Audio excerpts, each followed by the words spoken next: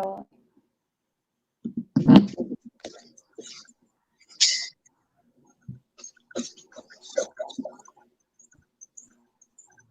Jackson. What's up, everybody? What's up? Hello, What's going on, brother? How's everything going, brother? Welcome, everybody. I'm still here. Trying to get by. Okay. Welcome, everybody, to On the Block with Jen. We are live right now. Today is going to be a really, really good show. How am I looking? Is the bra working? Am I good? Am I straight? Yeah. Okay. All right. What's up, everybody? Welcome, welcome. Today we are discussing all black cast versus all white cast or mixed cast, quote unquote, black films and regular films with directors Mark Harris and director Harold Jackson. We are waiting for director Christopher Nolan right now, who's a tad tardy for the party, but we are going to begin. So today's topic for everybody watching, and of course you can join the panels if you got something smart to say, because we got some smart men on the panel today. So don't bring me no BS. Yeah. And also, I'll be reading off the comments. If you guys have any questions for the directors, please let it be known. Okay, so fellas, I'd love for you to introduce yourselves. And we're not humble on the Block with Jen. So we don't do humble. So I want to introduce yourselves, the work that you've done. If you have any awards, if you have any films streaming right now on any networks, we'd like to hear it. Mark? Mark Harris from City of Chicago, the Inglewood community. Director of Black Coffee, Black and Privilege, which is on Netflix. Stock Options is currently playing on, I think TV One. Yeah, and that's it. Okay, Harold. Hey, what's going on, everybody? I'm Harold Jackson. I am originally from South Central LA, but I'm based in Washington, D.C. right now. I got a couple of films. The best way to find them right now are on Amazon Prime. My latest film, Unarmed Man, is a dope film. Check it out. You can stream that now. Just started streaming early April. So definitely find that, Unarmed Man. Check that out. Been around for a minute. A lot of film festivals, a lot of film festival wins and awards and all kind of crazy stuff. So since I've been instructed not to be humble, that's what you know what I'm saying? We don't do humble here. We don't do humble on the block. All right. Thank you so much for joining me today. So I want to get right to it because, I get right to it. First and foremost, do you believe in the term a black film? What does that term mean to you? A black film. This is a black film. I went to see a black film. He directed a black film. What does that mean to you? Anyone? I think like what kind of you can kind of look at it the basic way is a majority black or all black cast, talking about quote unquote black issues or looking at issues from a black point of view. Any of those things, any combination of those things, I think can technically be considered a black film. So looking at it just from a, trying to look at it from a scientific lens, that's just kind of how I view it. If it's a majority black cast, or if it's a majority black, I would say a black director, even though that's becoming more common now. It wasn't always that way, but majority black cast, looking at it from a black point of view, and talking about black issues. I think if you can use that kind of triangle, that'll get you there. Okay, Mark, what's a black film to you?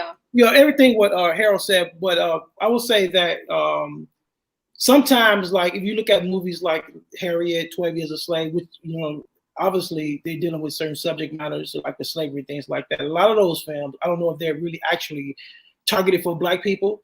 I think even though they may have a black director, but I think a lot of those films are targeted to a white audience opposed to like a black audience. So I wouldn't consider those to be black films, but anything that's basically that's black, financed by us, dealing with our issues with a majority black cast. But sometimes in certain films, you may have a black cast, but those films may not be targeted towards black people.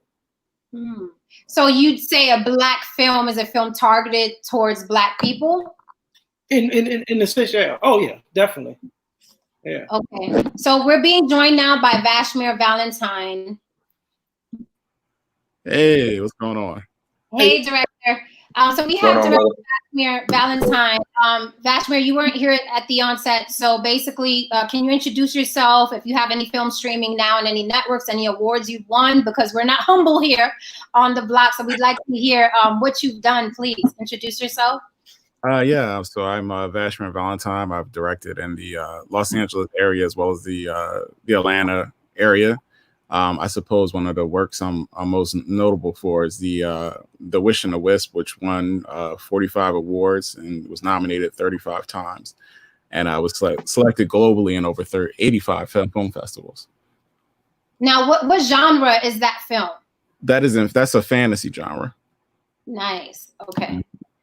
Gotcha. So the question you missed, Vashmir, was what does it mean when someone says a Black film? Like, I'm directing a Black film, I wrote a Black film, I just saw a Black film. What's a Black film to you?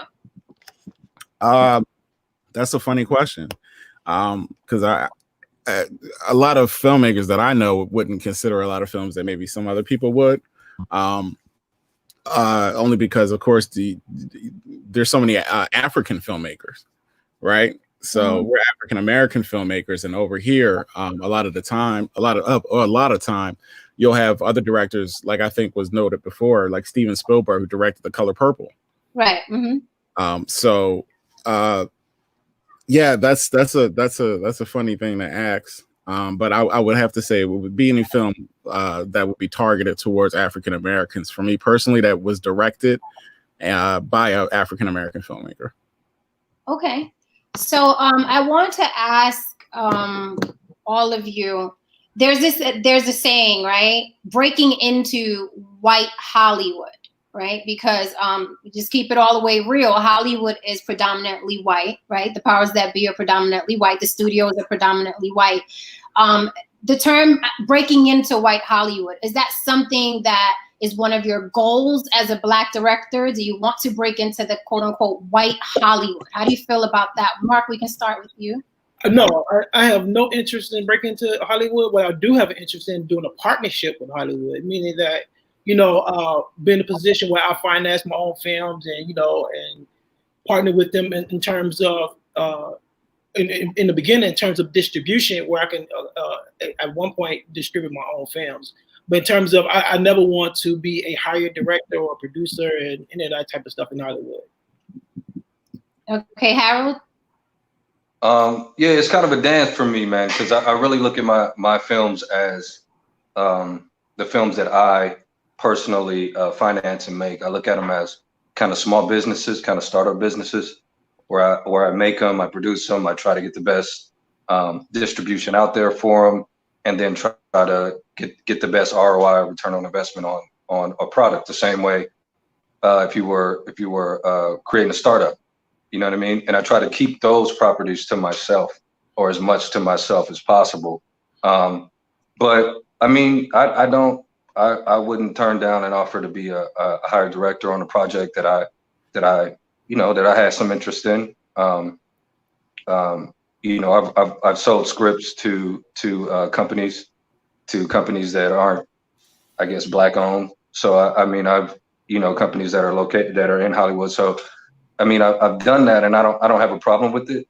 So if the opportunity arises and it makes sense for me and I liked it and it doesn't really, and it works for me, then I'll entertain it. If it's right for me financially, or if it's right story-wise, or whatever the case may be, I'll entertain it and see what happens. And maybe it'll be a good marriage. You know what I mean? Maybe it'll be a good trade-off. My skills for their opportunity or their access. You know what I mean? So everything is, there's no really, for me, there's really one way to look at it. I try to just make the best decisions possible for what I want to do as a filmmaker, what I want to say as a filmmaker. And, sometimes, each situation is different. So I try to approach every situation with an open mind. Okay. Vashmir, what does breaking into white Hollywood mean to you? I guess the best way to probably actually explain that would be, I guess it's if you would what you would call the professional circuit versus the independent circuit, which would, I guess would be the difference between, being self-employed, which is, creating your own films and running that market. And then of course, working in the quote unquote professional field where you're hired by a large studio to shoot something under their direction completely. Do you think that any of you, do you think that you can not only tell, but not as a hired director, but can you write a all white story? Harold, we start with you. Can you write and tell an entirely white story? Yeah, I've done it. I've done it. I've actually wrote a film about a private investigator from North Dakota with PTSD who finds himself in Arizona in the middle of a Native American drug trade deal. So, I mean, story is story for me. Most of my stories, if we're being honest, most of my stories really start with a Black protagonist, just because they come from me, and they usually initiate as a Black protagonist and a man, and then if I'm going to step outside of that, then it takes a step for me. It's now it becomes a little bit of craftsmanship for me. But I could a story, I could write a movie with an all white cast. I don't necessarily have any desire to do it regularly, but I mean, yeah, I mean, I could write. You can write a script. You can write a script. So yeah, I mean, I could do it. What's do the I name? want to do it? What's the name of that movie? Is called Rosenbridge, Arizona. That's a script that I wrote on spec. That's floating around right now. So yeah. Did you have any challenges like writing for? I mean, obviously you're not white. Did you have any challenges writing from a white point of view, or did you speak to white people? Did you do any research? I know a couple of white people. I know one or two. You know what I'm saying? But yeah, I mean, here's the thing, man. We live as Black people. We live in a white world. We might insulate ourselves a little bit, but we live in a white world, so we know about white people. We know white people. We know how, what I mean? Like, we interact with them. So it's not really a stretch for me to do that. Because I'm really kind of a plot story type of person. So, characters are really sort of people, and I know people. So, it's not like a big deal. Like if it's not a big deal, you know what I'm saying? Okay. But if I choose, like when I walk into it, I don't like, whenever I come up with a new story, they usually start from a Black male's point of view, and and then it kind of sprinkles out from there. But I mean, it's not you can do it. It can be done. Okay, Vashmir, what do you feel about that? I've written screenplays for the African American community as well as the Hispanic community. Right now we have 2 screenplays. One that actually is more focused towards the Latinos. It's actually the first Spanish superhero. Well, we're calling it that. I actually believe that you really can't be a filmmaker unless you write a world that exists like the one that we do. I actually ran into a Black filmmaker that created a film, and it was literally just all Black people in it, but it was a film that was based on the French. And he was trying to figure out why it wasn't really doing as well as he hoped it would. And I was like, well, in my opinion, the world you created isn't real. And that's what you do with filmmakers, is you have to obviously bring people into the world that you're creating. And in this world that we live in, you could walk down the street and run into 3 different races, right? Mm-hmm. That's the real world. So if you create a world that's like that, then you're already lying to your audience, because that world doesn't exist. So I kind of feel like even if it doesn't matter what race you are, whether it's Black, white, or Hispanic, Latino, Asian, if you don't write other races into your work, then you're already creating a unrealistic world, and it's going to be harder for people to be able to dive into that because it's not a world that they even live in. Wow. So you really don't have a choice but to do that, because if you do, then you're going against the laws of the universe, which is there are more than one type of people. It's the way it is. So I'm against that, and I'm against any filmmaker that doesn't watch other films that are by other races.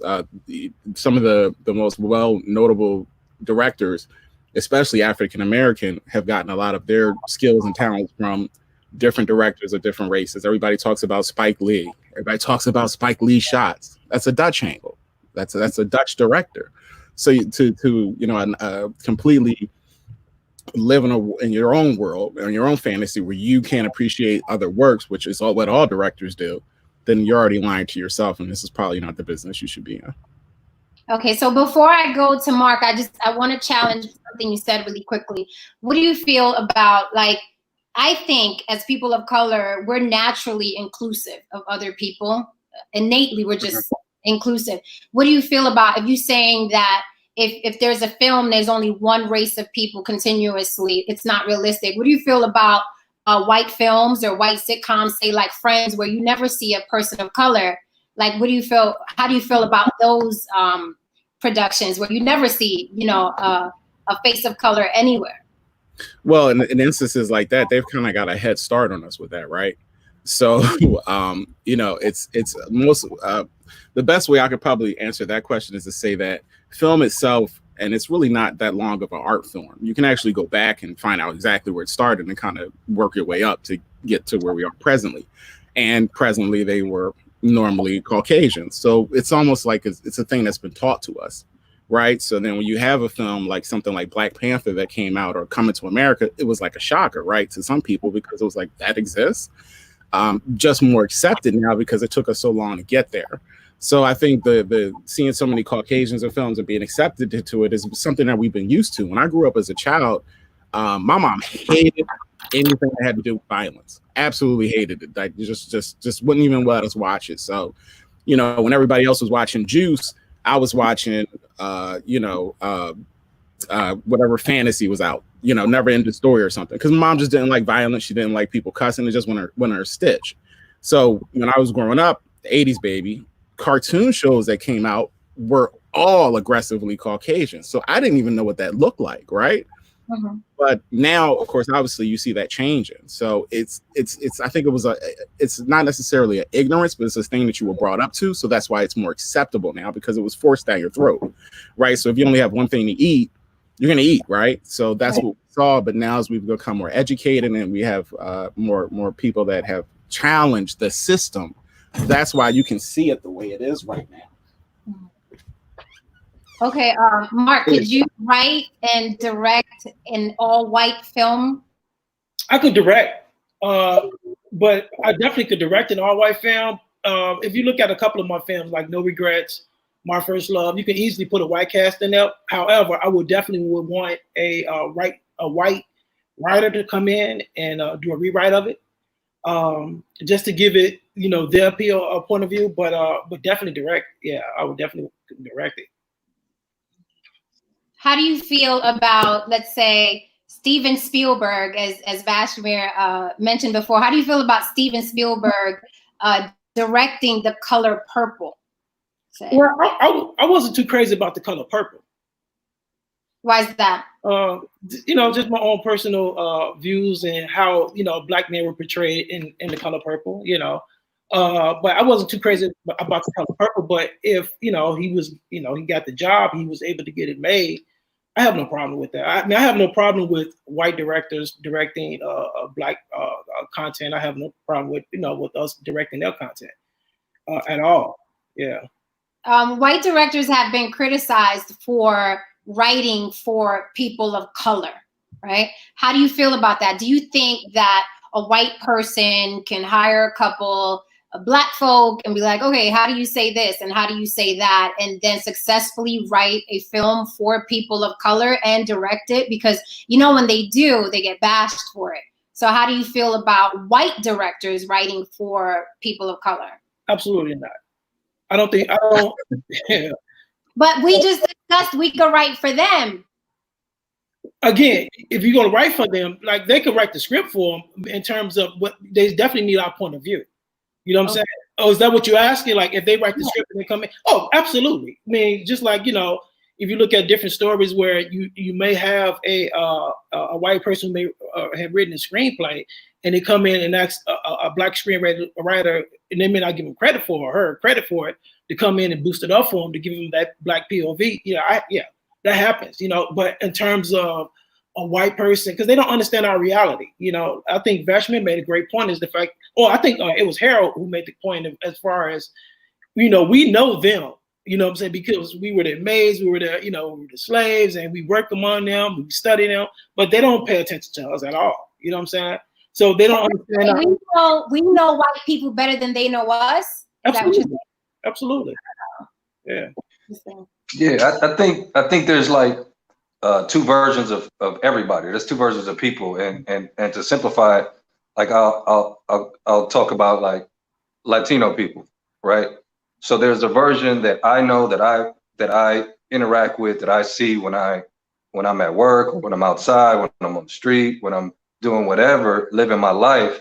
But then when they go home, they're their truest self, right? So they're watching telenovelas, and then sometimes they don't speak any English, and that's the two different things. Like I could write a Dominican police officer or a Dominican banker, but when I try to go back into his personal life and go home with him and deal with how he deals with his brothers and his sisters and his friends in their particular world, that's where it gets tricky, right? Mm-hmm. That's the part of him that I don't know, right?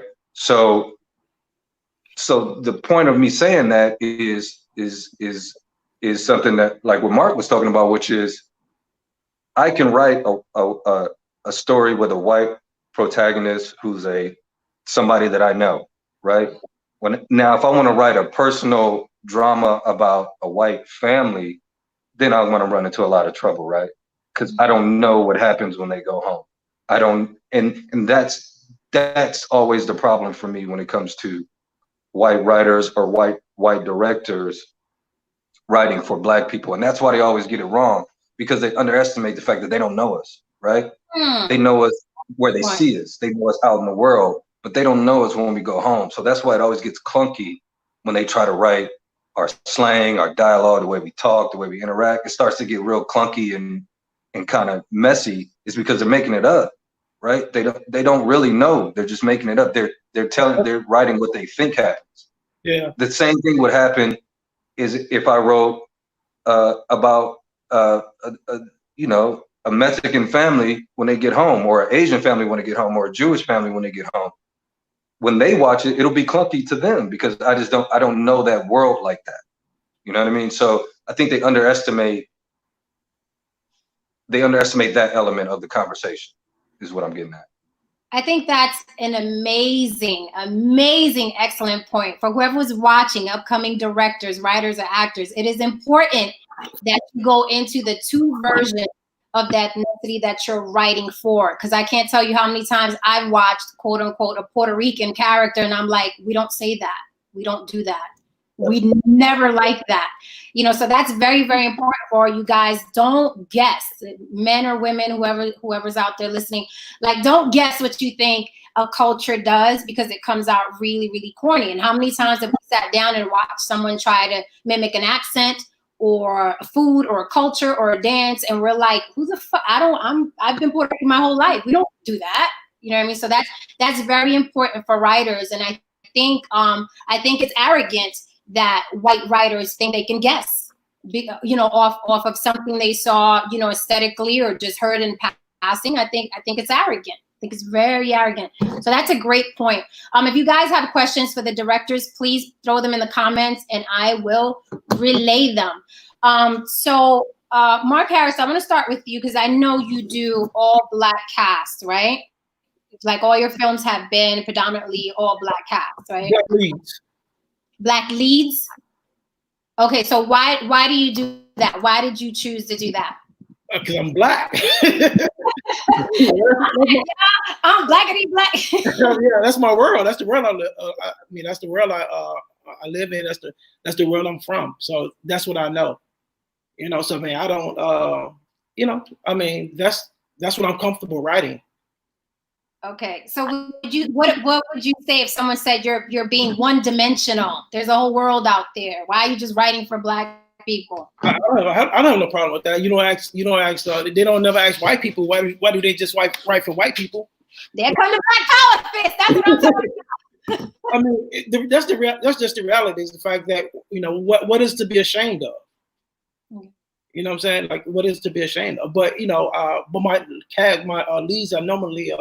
So I wrote this screenplay called "The House Behind the Tracks," and initially it was for the sister from Orange Is the New Black. She's Puerto Rican, but she read the screenplay and she had a lot of notes for me. You know what I'm saying? Like what. As a Puerto Rican actress, what she would do, but her husband was a black man. He was African American. But she had a lot of notes for me, and so I mean, but I have to be open as a writer, right? I have to be open to those notes, and and humble myself and say, okay, this is her world, and she knows her world better than I do.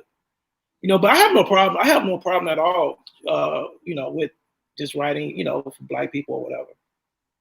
Okay, Vashmir, what made you get into fantasy? Was it your mom's influence of not letting you watch the average violent shows and things like that? I would say, yeah, she had a huge definitely. She played a very large part in that. But I think also too it was also just my love for that genre as well. Yeah, you get. I've been able to do a lot more with fantasy, and I feel like that there has been a lack in the African American community within fantasies, and I think that that's something that that we need to exploit a little bit and see ourselves in a lot more than what has been. Harold, I know you do white cast. What made you make that choice and not just go the route of I'm a black man and I'm gonna be blackity black and all my films are gonna be blackity black and so are my leads? Like, what made you not go that route? Because, it's natural to go that route. Like, I write and I'm writing for Puerto Ricans or black people because that's my world, right? I haven't really dived into writing white characters. In my next project, I am, and that's going to be a whole different situation. But what made you choose to go that route instead of I'm going to do, a stick-up kid movie, or I'm going to make the next Juice or Belly? What made you go a different route? Yeah. So there's a couple of answers to that. First, let's be clear. All my leads protagonists have been black. So let's make that clear. Okay. But I do cast other races. I do cast white people. I cast whoever makes sense for me to tell the story. So my cast are, I think every film, almost every film I've done. I think technically every film I've done, my cast have been multiracial and not an all black cast. I don't know. I'm not sure what that means or says or what, you know what I mean? It's just what makes sense for me. It's the way I see the world. I see it through my lens. So my protagonists are always black. And my cast is usually mostly black, but it does get mixed up, further down the line. What's the other part of the question? Say again? What was the other part of the question? You got me turned around. No. Why do I not do like technically a hood film or right. Juice or a Belly? Part of it is because of like I said, I grew up in South Central LA in the 90s and in the late 80s, and it's like that's when it was not the spot. You know what I mean? Like, I love it and I love home, but it was not a safe place to be at that particular time. So all those movies, all those hood movies, like I seen them on the way to school. You know what I'm saying? Like I know that I know those people, I know that life, and film was always an escape for me, and it still is an escape for me. You know, ultimately it's fake, it's not real. So why, when I get a microphone, would I only go back to what I already know? Like, I already know it. You know what I mean? Like, I've been there, I've seen it, I already know it. So it's like, that's part of it. Also, there's a number of people out there that's doing stick-up kid movies, and some of them are good, some of them are garbage. You don't need me to do it. Like, you don't need another one. You know what I'm saying? Like, you good. You got your fill of them. You know what I mean? You're gonna be all right. But on top of that, like, and I get like people I know sometimes, they're like, when you gonna do a hood movie? When you gonna do a movie for us? And I'm like, dude, you got enough, my dude. Like, we good. But the final sort of thing is, you know, I just, you know, when I watch a movie, I want to go somewhere else. Like, I don't want to go home. I want to go somewhere else. You know what I'm saying? That's the reason I'm taking this journey with you. So my movies are always trying to take myself somewhere else, and by extension, taking you somewhere else, right? But doing it through a familiar lens and through a lens that you can understand. So I've done a kind of a rom-com. I followed that up with a small town sort of shoot 'em up, a spiritual gangster film, sort of, so to speak. Then I followed that up with a treatment, with a series about a black man, young black man getting treatment in a getting therapy. And it was an 8-part series on that. And then I followed that up with what's out now, Unarmed Man, streaming now on Amazon. Unarmed Man, which is about a cop stop, a traffic stop by a police officer just kind of gone wrong. So, you know, I try to take myself other places, but I don't really try to lose who I am in the process. And I think that's an important dance for me personally, and an important exercise for me, is to go somewhere but not lose myself in the process. Okay, Vashmir, you're doing fantasy. Do you get pushback at all from your own people saying no one's gonna watch that? That's corny. You have to do X, Y, and Z. Have you ever had pushback like that? All the time. Can you speak on that? Yeah, absolutely. So it's funny you mention that, because within the short we did that was running around the festival circuit, we were turned down by more African American film festivals than we were accepted into film festivals worldwide. Wow. And some of the responses that we got back were, "Oh, we don't show children's films," which I thought was idiotic, to say the least. A film's a film, right? So that shouldn't be something that shouldn't even be in question. But yeah, so we actually, I think out of all the festivals we applied for, there were 3. One was the Atlanta Film Festival. That was a primarily African American film festival, which we won. And then we got, and I believe it was the North Carolina Film Festival. But every other Black film festival turned us down. And keep in mind, we won in Japan, we won in India, we won in Germany, and we won in Tokyo. And I think it was 2 other places far off that we had won awards in. And I mean, not just like won an award for this, like we took the whole thing home.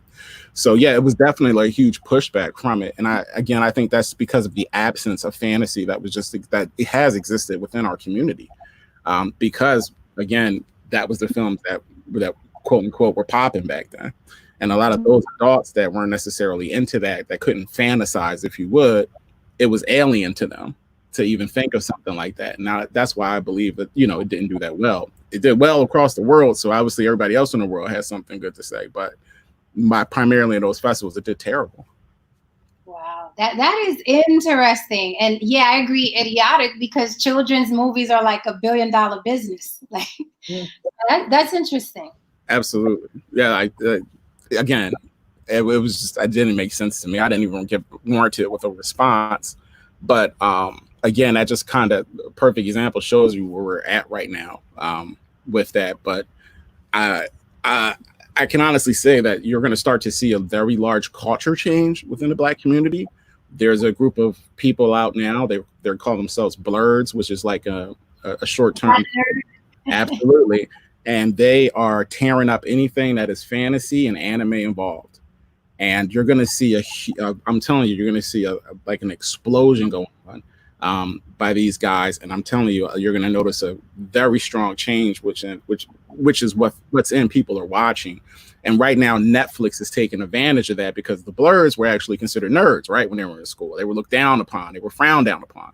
But now those are the guys that are watching your Netflix Lock and Key. Those are the guys that are, going out to watch the superhero films. Those are the guys that are, when you have primarily Black film in the theater and then you have something like fantasy or superhero related or Star Wars, they're going left instead of right.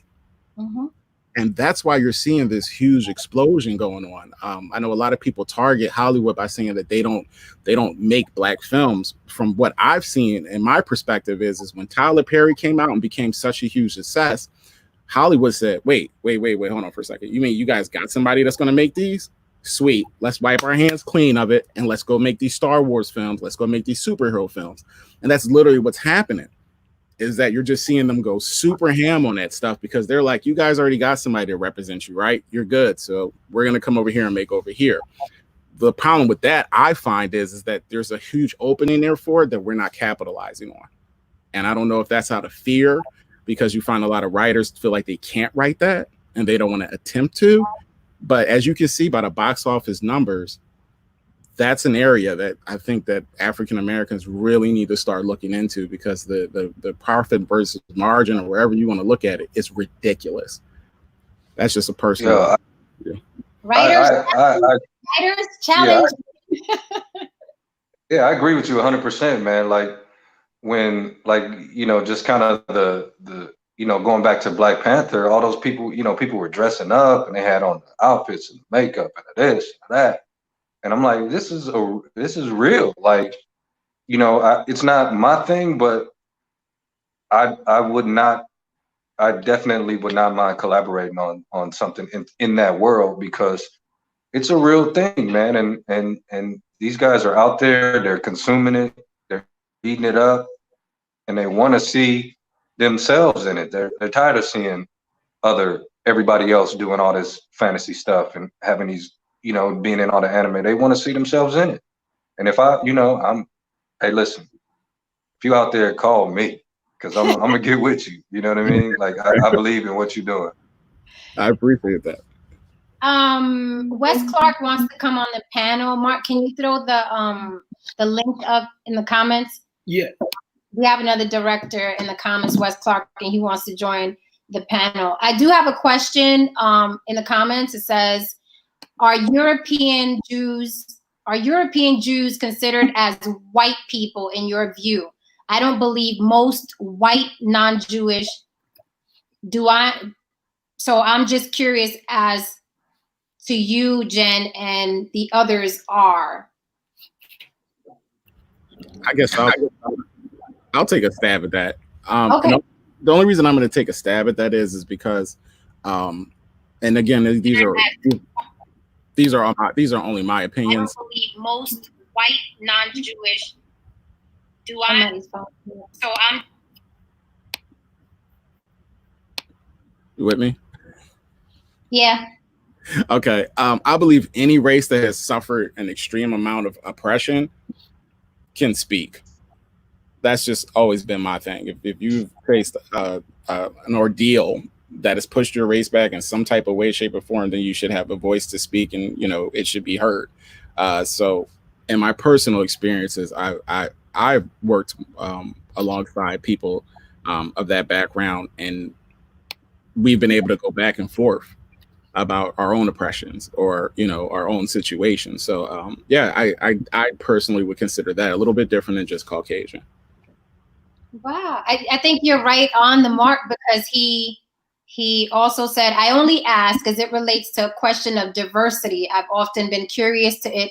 Films with white-skinned Jews involved get diversity points from the Black audience, or is it just simply more white people? Yeah, and I'll just add to that too. Just one comment I'll make is the stereotype, of course, now still is why Hollywood's white. But if you look back when the last remake of Star Wars, the first one, came out, I think it was Verity's put out an article in a paper that said that films that had a white lead and an African American lead were doing better at the box office than films that had white leads. And then when that happened, you started seeing a whole slew of films coming out that were geared towards that way. So I think now the idea should be that they're just going where the money is. That's pretty much what it is. The same reason when they seen the box office go crazy off of Black Panther, they're going where the money is now. So if you can kind of change your mindset and say, okay, well, what can I produce that is going to be seen by a wider audience, right? And will be targeted towards a larger audience to bring back more income. Is that what I'll be able to get the funding or the whatever I'm looking for from this industry from doing that versus, well, what if I just keep doing this, And again, that could just be the difference between some people that want to stay in the independent market versus the quote unquote Hollywood market, but show business. Okay. If you have any questions, anyone watching, if you have any questions for the directors, please type them and type them quickly. FBA Nigel has a question for you, Vashmir. He says, are you Black American or are you first generation American? That's a weird question to ask. I didn't really get it either, but that's what he said. Are you Black American or are you first generation American? I'm all American. I'm not even going to entertain that any further than that. I'm all American. It sounds like it's trying to push me towards one way or another, and I'm American. I'm African American. So my driver's license. So okay, on the driver's license, there it is. I hope that answers your question. That was a weird question. Yeah, I was trying to figure it out before because I like to you filter it, but I'm like I didn't really. Maybe I think I know where whoever asked that question. I think I have an idea where they were trying to go, but it's not even worth a response. Okay, then we will not respond. No, actually, I will. Just to say is again, that's the criticism that you get, and that's why you find again. A lot of people, moving away from certain films. I know directors that have turned down films just because the writer of the film was, saw the character as being white, and the Black director was like, oh, well, I see him as Black, right? And there was an argument that ensued there, and they kind of decided against it. So, but yeah, that's the kind of stuff you kind of draw into with it, right? But then you can have a director like Quentin Tarantino that can do a movie about Jews, right? Or he can do Django, which he received some backlash for, but it was still a great film.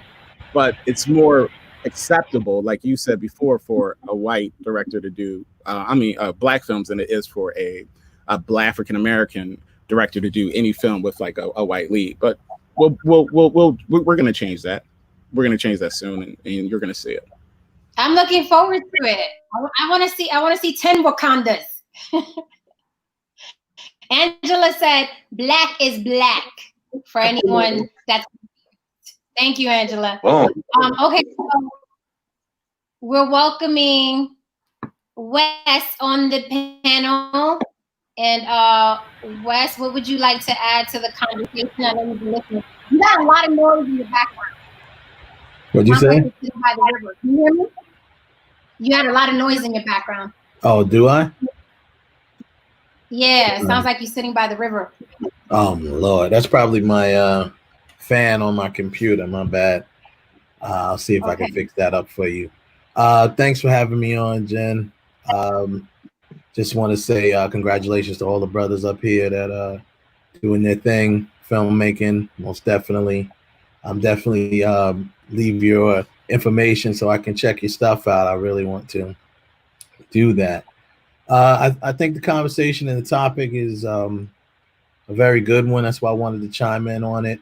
As far as casting Black cast, I just wanted to add that when I write, I'm an independent filmmaker. When I write a film, I don't actually always, most of the time when I write characters, I don't really write to a race. I kind of just write the character, depending on what I'm writing. And I cast because I don't want to cast to a specific look, because to me you won't get the best actor that way. If you're trying to force a specific look, you may end up settling for an actor that you could have got a better actor. If so, basically, if I write a character, whether it's a lead or whatever, I don't say I'm going to write a black lead. I'm just going to write the character and then cast for the character. I mean, I guess it all depends on what you're looking for, but I've never tried to say I want to write a black film or anything like that. So you don't. So is it like when people say I don't see color? Do you kind of like write along those lines? Kind of. I see characters in stories. So like I observe everyone around me, right? And a lot of times I may create a character that might be based on a number of people that I know or have experienced or encountered.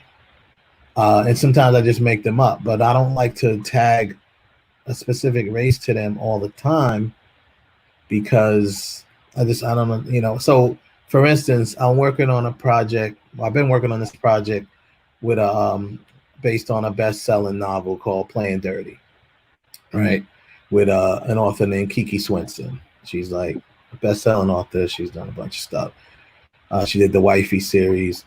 So her novel, the main character, mostly all of her main characters are black, right? So when we decided to turn this novel into a like a TV series, like a series, we decided that the main character, Yoshi Lomax, was not going to be just black. Like we kind of just opened up who we were gonna cast for that character. And her fans, she has a lot of fans. At first they were a little, you know, skeptical about it, because like, hey, you know, she's described in the book as being half black and half Asian, but the actress that we cast was not either. And we got a little bit of, oh man, but they were satisfied with the actress. The ones who saw the screening of it was satisfied with the way the actress acted. So overall, I think that was a win.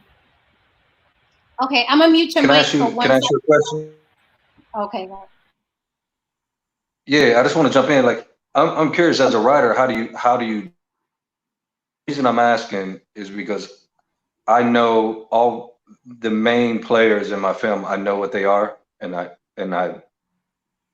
describe them as such. Now, if it's just accountant that's going to say 3 lines, then who cares, right? But the main characters, I know who they are, and that informs the way they move and they talk and they walk and how they feel and the reason they're saying what they're saying. So how do you?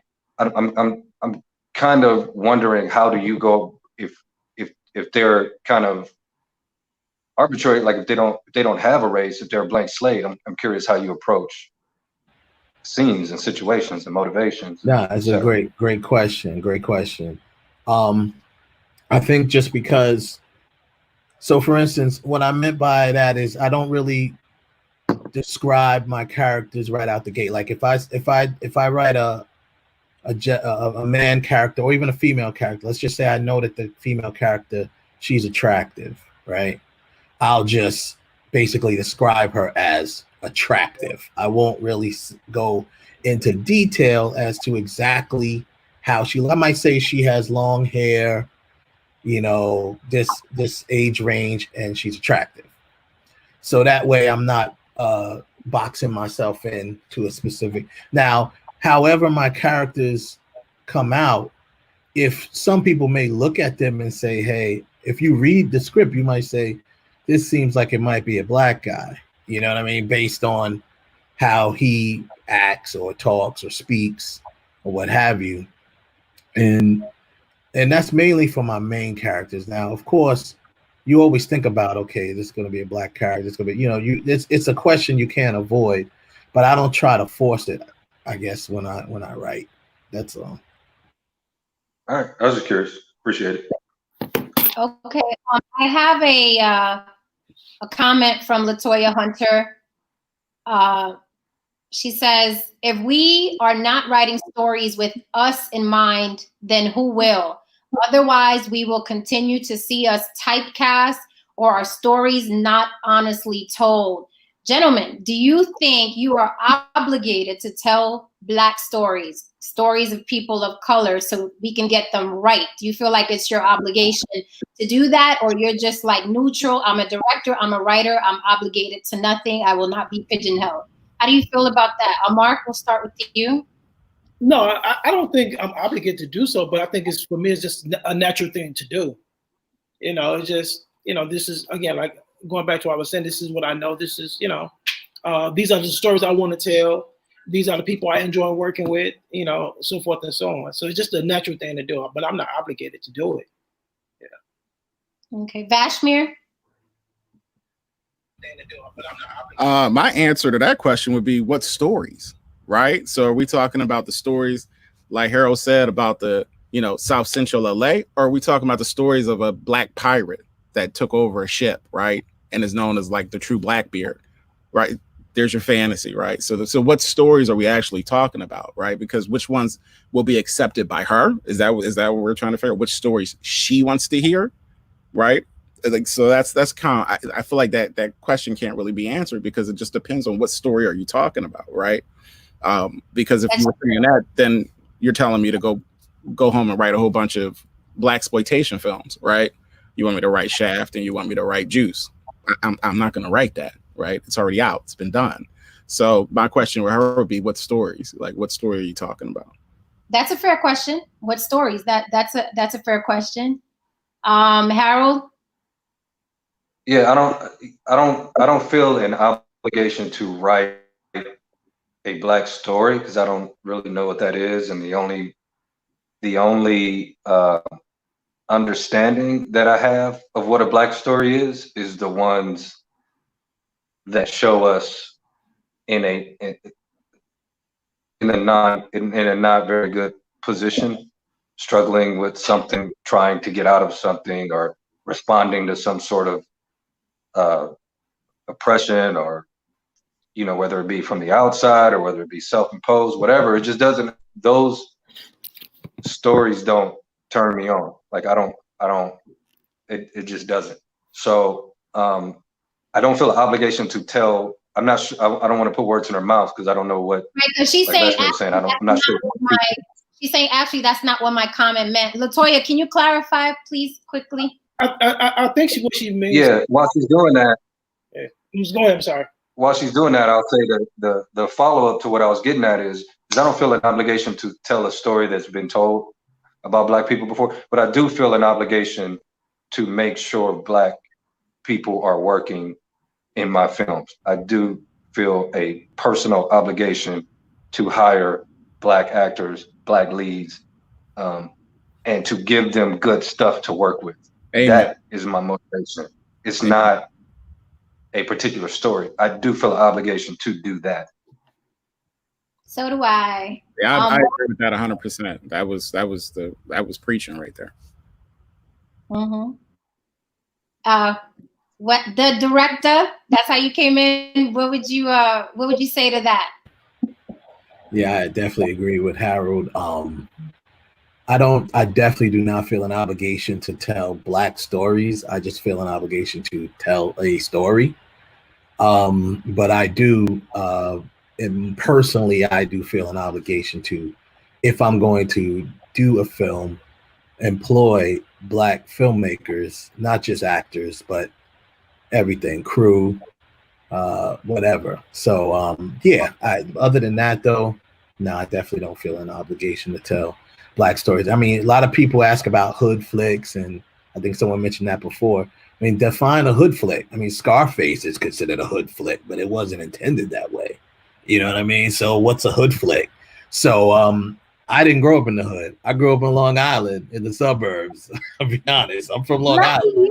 I didn't grow up in the hood. So I'm not going to try to say, yeah, I'm going to write a hood flick. But if I write a flick that's got some guttedness, you know, some stuff in there, and it becomes a hood flick, so be it. but that's not my intention from the beginning. Okay.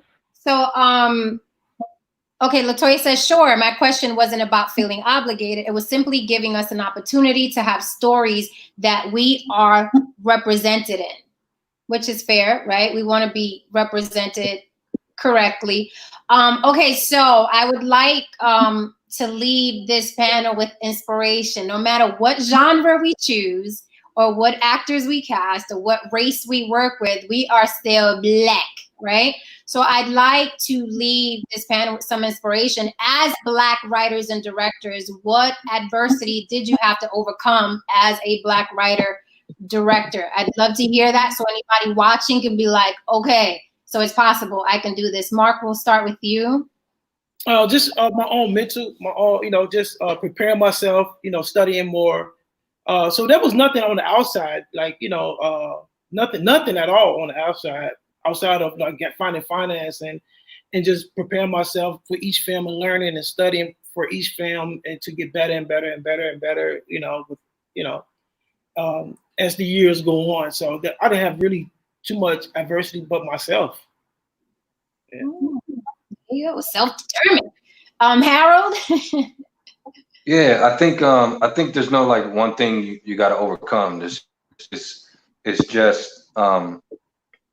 a constant battle to do what you want to do in life, period, not just making movies. It's a constant battle to do what you love and be successful at it and have some sort of ownership over it, and to kind of do things from your point of view without too much interference, or it's a game. You gotta play that too, but it's just a constant battle to do what you want to do, and especially for Black filmmakers, and especially it sounds like it's kind of across the board, at least for the directors that are on this panel, that we're all trying to do something.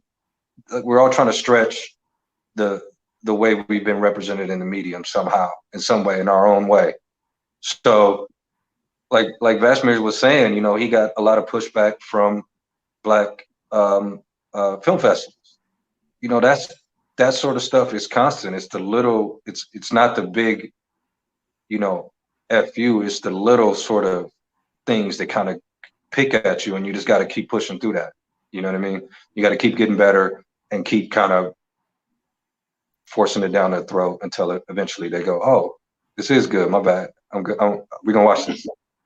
My bad. Okay, Wes, what about you? The clock. Oh yeah, man. Just echoing what the brothers said. I don't think it's one thing that you have to overcome. The festivals, the black film festivals.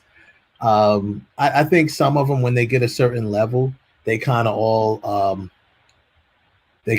answer to the same type of politics. They kind of go to that same deal. Like say the American Black Film Festival, for instance. I mean, I've sent stuff to them dozens of times, or even Urban World. I actually got into Urban World, and then they contacted me and said I wasn't in it after they sent me a letter that said I was in it, So it's always challenges in filmmaking. So I don't think it's just I had to face no adversity just because I'm Black, just as an independent filmmaker, period, from financing to whatever the case may be. That's all we face, I think. But I mean, I'm sure some do, but not myself. Okay. Vashmir? I would say the biggest thing I think anybody will probably face is having their own voice heard. And I think everybody, especially everybody that's amazing on this panel so far, they have their own voice, and trying to get that voice being heard is the worst thing that you probably will have to face, is because, some people may not agree with your ideals. Some people might not agree with what you believe, but pushing forward through that, there will be people that will hear you out and will want to hear what you have to say, no matter what team you're playing for, or what thoughts you have, or what beliefs you are, is to just keep pushing forward through that. Because, like my man said, sometimes the punches that hurt the most are the ones from your own people, and that goes for anybody. So, with that being said, you still just got to move forward, because you want the the majority to like your work, not just the minority. Amazing. So I wonder, there's a last comment. It says there is no wrong way to art. And I agree 100%. This panel has been powerful because we have 4 writers and directors who are doing it their own way, but most importantly, they're getting it done. They are doing it, no excuses, no matter who they cast or what they write, and different genres. So thank you so much for joining us, gentlemen. This was amazing. Also, please don't just watch this. Support these brothers. Look at their names, look at their ads, follow them on Instagram, Facebook. We are on this bitch all day. Y'all know I say that every single day. Support, support, support. Part of the change that you want to see. Do you want to add anything else before we go? Yeah, I didn't know we could cuss on here. You late. I would have been lacing y'all. So, it's all good though. We on the block. I knew it was Jen, so I knew that was already open. I just knew that. Right? We on the block, man. All right. Thank you so much, gentlemen. This was amazing. Thank you. I'm truly honored. I appreciate you. Thank you for having me. Definitely. Thanks, Joe. You're welcome. Bye-bye.